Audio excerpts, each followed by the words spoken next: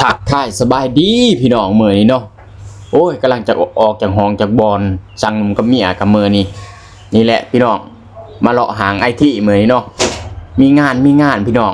โอ้เขาจัดงานเนาะ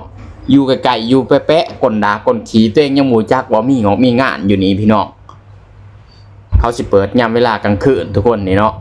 เปิดเขานี่ช่วงปีใหม่นี่แหละช่วงสิเข้าดาวนี่ทุกคนเลยแค่มาซ้ำนี่ก็หมดแล้วได้ทุกคน60 บาทแล้วเนาะนี่หนังวินมากับเมียข่อยนี่ขนาดว่าอยู่ใกล้ๆเด้ทุกคนยังเสียเงินซ้ำนี่เนาะพูดแหละจุดหมายปลายทางก็คืออยู่ห้องเอื้อยข่อยทุกคนเลยติดตามกันต่อเลยเด้อ